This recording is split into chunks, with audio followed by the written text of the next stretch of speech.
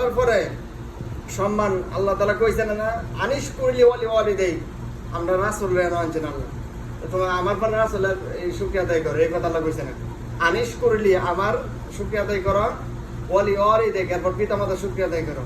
ঠিক আছে, খেয়াল লাগিয়ে ওয়াসাইনাল ইনসানা বিওয়ালিদাই, তোমাদের পিতামাতা তোমরা যে লালিত পালিত করছে, তোমার মা যে তোমার 10 মাস পেটে গর্ভধারণ করছে, তুমি যদি জীবনের শুরু লগ্ন থেকে কিয়ামত পর্যন্ত যদি তোমার হায়াত দেওয়া হয়, এরপর শেষ দিতেও যদি পড়ে দেওয়া হয়, এরপর এই তুমি জীবন বাপ মা খালি বাপ মার প্রতি সন্তানের কর্তব্য থাকবো, সন্তানের প্রতি বাপ মার কর্তব্য থাকবো।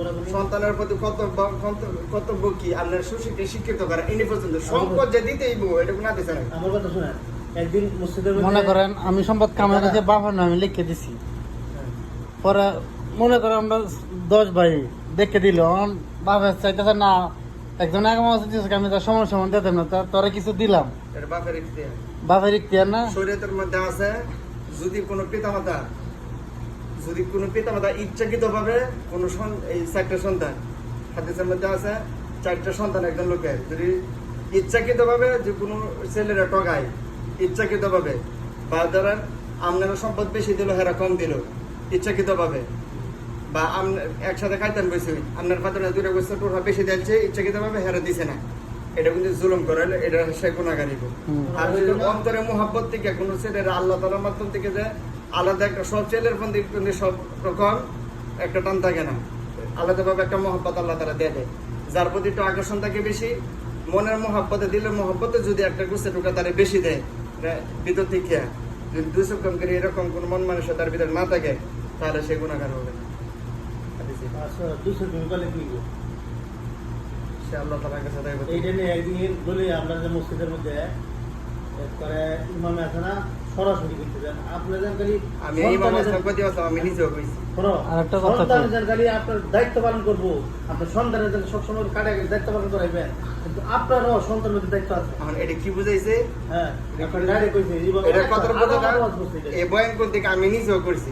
ঠিক আছে, কথাটা কোন দিকে শুরুতে এরকম, সন্তানের আপনার একটা গাছ যে লাগাইবেন, তার কাছে ফলের আশা যে করবেন, গাছটা তাকে আপনার লাগাইলেও লাগবো। আপনার ছেলে আপনি আশা করবেন যে আরে আমি বুড়া হইলে, আমি একটু বয়স করিলে, বা একটু মধ্যে গেলে আমার সন্তান থেকে কিছু বলার আশা করবে, সে আমার দেখবো, খাওয়াইবো, ভরণ পোষণ দিব, বিষয়টা এমন না।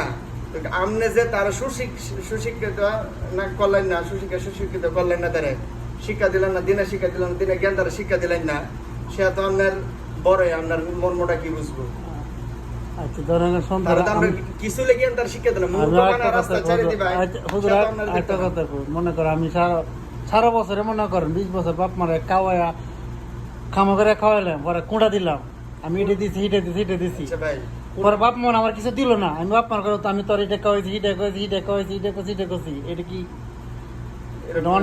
একটা কথা বুঝতাম মায়া যে ভাই, আমি আপনি আমার সহযোগিতা করতেছেন, আপনার আশ্রয় প্রাপ্ত হয়েছি, আপনি আমার সাহায্য করতেছে, আপনি আমার কাছ থেকে, আমি আলেম হিসাবে আমি বুঝি আর আপনি এই কথাটা কইতাম, আমার কাছ থেকে কোনোদিন আশা করেন না, আপনি আশাটা কার কাছ থেকে করবেন? আল্লাহ তাআলার কাছ থেকে।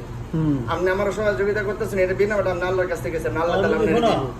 তেমনি ভাবে এদের ক্ষেত্রে এরকম হয়, যেরকম আপনাদের সময় ছোট আছিলেন, কতটুকু আছিলেন, কুলো যা কিছু করার ক্ষমতা আপনার আসেন না, আপনার হাতে ধরার ক্ষমতা আসেন না, মুখে কইবার ক্ষমতা আসেন না, আপনার চোখের ভাষা, আপনার মুখের ভাষা আপনার পিতামাতা বুঝছে। পাগল বড় হয়ে যদি বা বাবা যদি তোমার প্রতি জুলুম করে, বেবিচারি করে, হ্যাঁ, ন্যায্য জিনিসটা যদি অন্যায্য করে রাখে, তাহলে তুমি কি এটা কিভাবে মানে নিবা?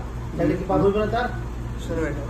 একটা উদাহরণ দেয়া, তুমি যখন কইছো মাছের টুকরা 3 দেয়া, আর এক পুতের দিল 2 দেয়া, আর হেরে দিল না, ওটা তো অন্তরে মহব্বত যদি আর 200 গিরি করে, ইন্নাল আমালু বিনিয়াত, নিয়তের উপর সকল কিছু নির্ভর করবে। এটা ভাবইবো না। আমি আপনার কইতাছি হুজুর, হুজুর আমি আপনার কইতাছি কথা কই, কয়বার রাসূল সাল্লাল্লাহু আলাইহি কয়বার কইছে? 3 বার কইছে।